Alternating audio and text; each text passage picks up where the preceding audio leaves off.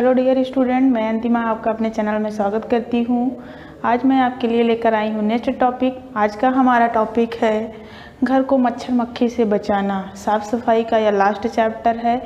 तो साफ़ सफाई का तात्पर्य है कि हम साफ़ सफाई के माध्यम से घर को मच्छर और मक्खी से कैसे बचा सकते हैं। साफ़ सफाई का उद्देश्य यह नहीं है कि सिर्फ घर को आकर्षक ही बनाया जाए। साफ़ सफाई का मुख्य उद्देश्य यह है कि हमारे घर में जो सदस्य होते हैं या जितने भी सदस्य हैं उनके स्वास्थ्य का जो स्तर होता है उसको उत्तम बनाए रखना, क्योंकि जहाँ पे गंदगी होती है वहाँ मक्खी और मच्छर अधिक पनपते हैं। तो हमें घर को साफ़ सुथरा रखना चाहिए, क्योंकि अगर हमारा घर साफ़ सुथरा रहेगा तो वहाँ पे मच्छर और मक्खी नहीं पनपेंगे। लेकिन अगर हमारे घर में गंदगी होती है, सीलन युक्त स्थान होता है, घर में प्रकाश की उचित व्यवस्था नहीं होती है, तो हमारे घर में मक्खी और मच्छर पनपते हैं, जिससे हमें अनेक प्रकार की बीमारियाँ होती हैं, जैसे मलेरिया, हैजा, टाइफाइड, मियादी बुखार, पीत ज्वर। तो इन सब बीमारियों से बचने के लिए हमें घर में उचित प्रकार से साफ़ सफाई रखनी चाहिए। तो आइए हम चलते हैं अपने टॉपिक की तरफ। फर्स्ट पॉइंट है इसमें, घर को मच्छरों के प्रकोप से बचाना। घर को मच्छरों के प्रकोप से बचाना कहने का मतलब है हमारे घर में अगर सीलन होता है, हमारे घर में गंदगी होती है, या हमारे घर में जैसे कूलर है उसका पानी हम नहीं चेंज करते हैं, या हमारे घर के आसपास जल का भराव होता है उसमें, और हमारे घर के आसपास कूड़ा करकट का जमाव होता है, तो वहाँ पे बहुत सारे मच्छर पनपते हैं। जो मच्छर ये होते हैं 4 अवस्थाओं से गुजरते हैं। पहला हमारा जो मच्छर होता है, मच्छर जो अंडे देते हैं पानी में देते हैं, तो मच्छर 4 अवस्थाओं से गुजरते हैं और ये मच्छर बहुत तेज़ी से पनपते हैं। अंडा, लार्वा, प्यूपा, वयस्क मच्छर। तो 21 दिन में ये पूरा मच्छर एक वयस्क मच्छर बनकर उड़ने लगते हैं। तो मच्छरों से बचने के लिए हमें बहुत सारी सावधानियां बरतनी चाहिए। जैसे हमें घर को साफ़ सुथरा रखना चाहिए, घर में सीलन नहीं रखना चाहिए, घर में उचित प्रकाश की व्यवस्था होनी चाहिए, वायु का अच्छा संवहन होना चाहिए। कहने का मतलब है कि वायु अंदर भली भांति प्रकार से खिड़की से रोशनी वायु अच्छी तरीके से अंदर प्रवेश कर सके, और बाहर का जो अंदर का वातावरण है या अंदर की जो वायु है वह बाहर जा सके। तो मच्छरों से बचने के लिए मच्छर ना कि हमारी नींद ही खराब करते हैं, बल्कि हमें बहुत सारी समस्याओं का मच्छरों की वजह से सामना करना पड़ता है। विभिन्न प्रकार की हमें बीमारियां हो जाती हैं।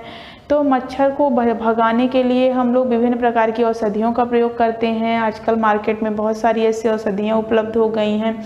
विभिन्न प्रकार की अगरबत्तियाँ हो गई हैं, उनका उपयोग करके हम मच्छर को भगा सकते हैं, घर को साफ़ सुथरा रख सकते हैं। खिड़कियों में हमें जाली लगवाना चाहिए, जिससे हमारे घर में मच्छर ना आ पाए। फिर अगला पॉइंट है हमारा, घर को मक्खियों से बचाना। मक्खियाँ उसी स्थान पर होती हैं जहाँ गंदगी होती है। तो अगर हमारे घर में गंदगी होगी तो मक्खियाँ पनपेंगी, क्योंकि जो मक्खियाँ होती हैं उनको गंदगी बहुत पसंद होती है। तो हमें घर को साफ़ सुथरा रखना चाहिए। हमारे घर में जैसे सब्जी का छीलन हो गया, कागज़ का टुकड़ा हो गया, तो इन सबको क्या है कि कूड़ेदान में रखना चाहिए, इधर उधर नहीं फेंकना चाहिए, क्योंकि अगर इधर उधर फेंकेंगे तो उस पर मक्खियाँ बैठेंगी, और मक्खियाँ बैठेंगी तो वही जा कर के उस गंदगी पर बैठने के बाद वह जा कर के हमारे भोजन पर बैठ जाती हैं, जिससे हमारा भोजन दूषित हो जाता है, और फिर हम वही भोजन ग्रहण कर लेते हैं तो हम किसी न किसी गंभीर बीमारी से पीड़ित हो जाते हैं। तो मक्खियों से बचने के लिए आजकल मार्केट में बहुत सारे ऐसे जो है पदार्थ उपलब्ध हो गए हैं। जैसे फिनाइल से हमें पोछा लगाना चाहिए, उसके बाद DDT का छिड़काव करवाना चाहिए। हमारे आसपास घर के अगर कूड़ा करकट है तो उसमें मिट्टी डलवा देना चाहिए, उसको मिट्टी डलवा देना चाहिए। कूड़े करकट आसपास नहीं जमा करना चाहिए। घर में जो कूड़ेदान है उसको ढक कर रखना चाहिए। उसके बाद जो है आजकल मार्केट में हीट आता है, हीट से हम मक्खियों तो दूर कर सकते हैं, तो घर में हीट का छिड़काव करवाना चाहिए। तो समय समय पर अगर हम अपने घर की सफाई करते रहते हैं और हमारे घर में उचित प्रकाश की व्यवस्था होती है और हम कूड़ा करकट एवं गंदगी नहीं फैलाते हैं, तो हमारे घर में मक्खियाँ नहीं पनपती हैं, क्योंकि जहाँ सफाई होती है वहाँ से मक्खियाँ दूर भागती हैं। और जहाँ गंदगी होती है, मक्खियों को गंदगी बहुत पसंद होती है, तो जो मक्खियाँ होती हैं वह गंदगी में ही पनपती हैं। उसके बाद है थर्ड पॉइंट हमारा कूड़े करकट का विसर्जन। कूड़े करकट का विसर्जन ग्रामीण क्षेत्रों में अगर हम रहते हैं तो हमारे घर के आसपास बहुत बड़े बड़े गड्ढे होते हैं, हम उसमें विसर्जित करते हैं। लेकिन अगर हम शहरी क्षेत्रों में हैं या नगर पालिका के क्षेत्रों में हैं तो वहाँ कूड़ादान होता है, कूड़ेदान में ले जाकर हम कूड़े को डालते हैं। तो घर में भी कूड़ादान रखना चाहिए हमें। घर में जो कूड़ादान होना चाहिए वह ढक्कन बंद होना चाहिए, और जो बाहर कूड़ादान होना चाहिए उसका भी ढक्कन बंद होना चाहिए। तो कूड़ेदान को हम बंद करके अगर रखेंगे तो उसमें विभिन्न प्रकार के जो जीवाणु होते हैं या मक्खी और मच्छर जो होते हैं वह नहीं पनपने पाएंगे, या मक्खी और मच्छर मतलब कूड़े पर बैठकर वह हमारे दूसरे भोज्य पदार्थों पर बैठकर हमें दूषित नहीं कर पाएंगे। तो कूड़े को विसर्जन करने के लिए हमें जो कूड़ा होता है उसे कूड़ेदान में रख करके विसर्जित करना चाहिए। जैसे हम उसे जलाकर भी विसर्जित कर सकते हैं, अभी आगे पढ़ोगे आप लोग नष्ट करने के उपाय में। जलाने का तात्पर्य है कूड़े को विसर्जित कर सकते हैं, या कहीं दूर गड्ढा है तो उसमें फेंक सकते हैं। फिर अगला टॉपिक है हमारा कूड़े करकट को नष्ट करने के उपाय। कूड़े करकट को नष्ट करने के जो उपाय हैं निम्नलिखित प्रकार से हम 3 तरीके से कर सकते हैं। पहला है जलाना। वैसे जलाने से क्या होता है कि अगर हम घर में कूड़े करकट को जलाते हैं तो जो वायु होती है उससे वायु प्रदूषित होती है। लेकिन क्या होता है कि कूड़े करकट को इकट्ठा करके जो कूड़ा गाड़ी आती है वो ले जाती है।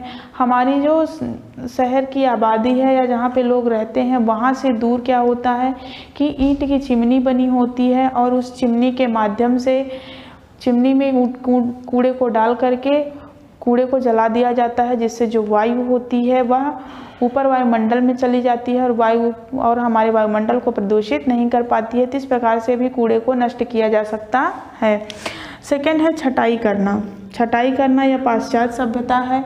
छटाई करने का मतलब है कि जो कूड़ा होता है कूड़े की छटाई करके उसमें कुछ कूड़े को खाद बना लिया जाता है, और कुछ कूड़े से जैसे पॉलीथीन या कुछ अतिरिक्त सामान तैयार किए जाते हैं। तो छटाई के माध्यम से भी कूड़े को नष्ट किया जा सकता है। जैसे सब्जी का छीलन है या पॉलीथीन वगैरह को अलग कर लेते हैं, सब्जी का छीलन है उसको अलग इकट्ठा करके उससे विभिन्न प्रकार की खाद तैयार कर लेते हैं, और जो अतिरिक्त कूड़े होते हैं उससे अतिरिक्त सामान बनाया जा सकता है।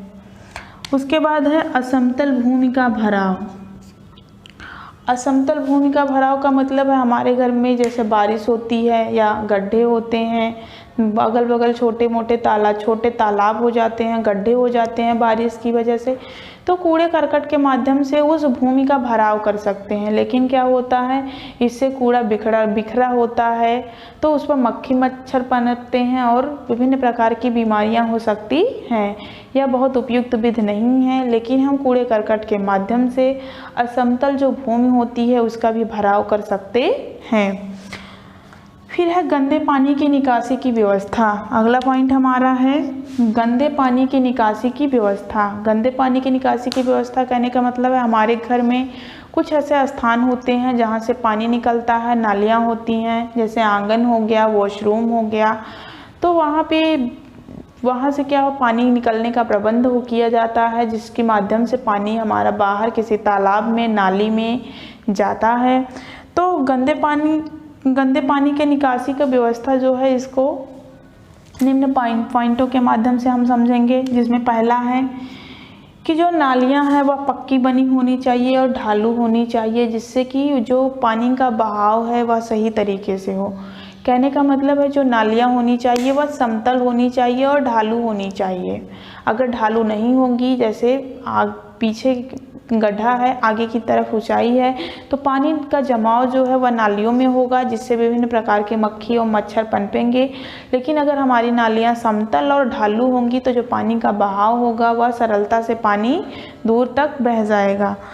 उसके बाद है घर की नालियों पर जाली लगी हो ताकि अतिरिक्त कूड़ा करकट ना जा पाए। जो घर की नालियाँ होती हैं वह ढक्कनदार मतलब उसे बंद होनी चाहिए, खुली नालियाँ नहीं बनवानी चाहिए।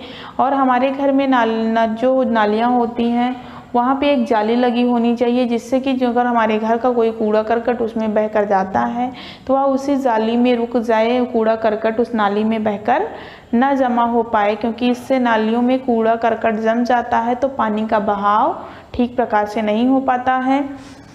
फिर अगला है, नालियों को प्रतिदिन साफ कर फिनाइल डालना चाहिए, जिससे कि कीटाणु न पनपने पाए। नालियों में विभिन्न प्रकार के मच्छर, मक्खी आदि पनपते हैं, तो नालियों की सफाई करनी चाहिए और उसमें हमें फिनाइल या DDT का घोल डालना चाहिए, जिससे कि कीटाणु ना पनपने पाएँ। उसके बाद है, घर की नालियाँ सही प्रकार से नालियों से मिली होनी चाहिए। कहने का मतलब है, जैसे हम ग्रामीण क्षेत्रों में रहते हैं तो हमारी पर्सनल नाली होती है, मतलब हम स्वयं से बनवाते हैं। लेकिन अगर हम नगर पालिका वाले क्षेत्र में रहते हैं तो नगर पालिका के लोग बनवाए रहते हैं। हम नाली अपने घर से बाहर तक ही बनवाते हैं, आगे नालियाँ बनी होती हैं, उसी नालियों में ले जा कर के नालियाँ मिलाई जाती हैं। तो कहने का तात्पर्य है कि नालियाँ इस प्रकार से बनी होनी चाहिए कि जो आगे की नालियाँ हैं उसमें मिली होनी चाहिए, जिससे कि पानी का बहाव व्यवस्थित ढंग से हो सके। फिर अगला है, जहाँ तक संभव हो सके नालियाँ ढकी होनी चाहिए ताकि दुर्गंध वातावरण में ना फैले। कहने का तात्पर्य है, हमें खुली हुई नालियाँ नहीं बनवानी चाहिए। खुली हुई नालियों में बाहरी कूड़ा करकट भी आकर उसमें फंस सकता है या फंसता है, जिससे हमारी नालियाँ दूषित होती हैं और विभिन्न प्रकार के मच्छी और मच्छर पनपते हैं। अगर हो सके तो हमें नालियों को बंद करके बनवाना चाहिए, खुली नालियाँ नहीं बनवानी चाहिए, क्योंकि खुली नालियों में दुर्गंध होती है, वातावरण तो हमारा वातावरण ना दूषित हो, इसके लिए हमें नालियाँ ढकी हुई बनवानी चाहिए। अगला पॉइंट है हमारा, नगर पालिका की ओर से नालियों की पर्याप्त सफाई होनी चाहिए। अगर हम शहरी क्षेत्रों में रहते हैं तो समय समय पर उस नालियों की सफाई भी करवानी चाहिए। अगला है, बड़े नालों की सफाई होनी चाहिए, क्योंकि उसमें कीचड़ जमने लगते हैं। जो ये छोटी छोटी नालियाँ होती हैं आगे बड़े नालों में जाकर मिली हुई होती हैं, तो समय समय पर बड़े नालों की भी सफाई करवानी चाहिए, क्योंकि उसमें कीचड़ जम जाती है तो पानी का बहाव व्यवस्थित ढंग से नहीं हो पाता है। तो इस प्रकार से हमने आज पढ़ा घर को मच्छर मक्खी के प्रकोप से बचाना। तो घर को मच्छर और मक्खी के प्रकोप से कैसे बचाते हैं, तो मच्छर से बचने के लिए हम क्या करते हैं, मच्छर जो है हमारी नींद को ही नहीं खराब करता है, बल्कि हमें विभिन्न प्रकार की बीमारियां दे देता है, जिससे हम पीड़ित हो जाते हैं। तो आजकल मार्केट में बहुत सारे ऐसे औषधि उपलब्ध हो गए हैं या बहुत सारे ऐसे मच्छर अगरबत्ती उपलब्ध हो गए हैं, जिसके माध्यम से हम मच्छर को भगा सकते हैं या घर को साफ सुथरा रखकर हम मच्छर को पनपने से रोक सकते हैं। सेकंड हमने पढ़ा घर को मक्खियों से बचाना। तो अगर हमारा घर साफ सुथरा होगा तो हमारे घर में मक्खियाँ कम होंगी, लेकिन अगर हमारा घर दूषित होगा, गंदगी युक्त वातावरण होगा, तो हमारे घर में मक्खियाँ अधिक पनपेंगी। तो हमें घर को साफ सुथरा रखना चाहिए, जिससे हमारे घर में मक्खियाँ ना पनपें और हमारा जो स्वास्थ्य है वह उत्तम हो। उसके बाद अगला है कूड़े करकट का विसर्जन। तो कूड़े करकट का विसर्जन हमने बताया कि कूड़ेदान को रख करके हमें कूड़े करकट को विसर्जित करना चाहिए, जिससे कि हमारे आसपास का जो वातावरण हो वह साफ सुथरा हो और हम किसी भी प्रकार की बीमारी से पीड़ित ना हो। और अगर हमारा घर साफ सुथरा रहता है तो वह अच्छा लगता है, आकर्षक लगता है। तो हमें कूड़े करकट के लिए डस्टबिन का प्रयोग करना चाहिए, उसी में कूड़ा एकत्रित करना चाहिए, फिर हमें ले जाकर उसको विसर्जित करना चाहिए। उसके बाद हमने पढ़ा कूड़ा करकट को नष्ट करने के उपाय। तो जलाना हमने पढ़ा। जलाना क्या है कि हम कूड़े को एकत्रित करते हैं, कूड़ा गाड़ी आती है, कूड़े को लेकर जाती है, कहीं दूर आबादी में एक ईंट की चिमनी बनी होती है, उसमें डालकर कूड़ा को जला दिया जाता है, जिससे जो वायु होती है वह वायुमंडल में चली जाती है। दूसरा है छटाई करना। छटाई करना जो है यह एक पाश्चात्य सभ्यता है। छटाई के द्वारा जो कूड़ा करकट होता है उसमें से जो विभिन्न प्रकार के कूड़े करकट होते हैं उनकी छटाई करके कुछ कूड़े करकट से खाद बना ली जाती है, कुछ कूड़े करकट से जो उपयोगी होते हैं उनमें से कुछ अतिरिक्त सामान बनाए जा सकते हैं, नहीं तो उन्हें जलाकर नष्ट किया जा सकता है। उसके बाद है गंदे पानी की निकासी की असमतल भूमि का भराव। असमतल भूमि का भराव का मतलब है हमारे घर में जब बारिश होती है, हमारे आसपास का जो वातावरण होता है, मिट्टी का कटाव हो जाता है, भूमि असमतल हो जाती है, तो उसके भराव के लिए भी हम उसमें कूड़ा करकट को डाल सकते हैं। कूड़े करकट को डालकर हमें ऊपर से थोड़ी सी मिट्टी डाल देनी चाहिए, जिससे किसी भी प्रकार के कीटाणु ना पनपने पाएँ और हमारा वातावरण दूषित ना हो सके। फिर है गंदे पानी की निकासी की व्यवस्था। गंदे पानी की निकासी की व्यवस्था निम्नलिखित प्रकार से करनी चाहिए। जैसे हमें जो नालियां हैं पक्की और ढालू बनवानी चाहिए। जो नालियां होती हैं उनमें जाली लगी होनी चाहिए। नालियों की प्रतिदिन सफाई करनी चाहिए और उनमें फिनाइल डालना चाहिए। और जहाँ तक संभव हो सके नालियों को ढककर बनवाना चाहिए। तो इस प्रकार से हमने आज का टॉपिक पढ़ा। तो आशा करती हूँ कि आज का टॉपिक आपको बेहतर ढंग से समझ में आया होगा। अगर समझ में आया है तो हमारे चैनल को लाइक करिए, शेयर करिए, सब्सक्राइब करिए। घर में रहिए, हंसते रहिए, मुस्कुराते रहिए। जय हिंद, जय भारत।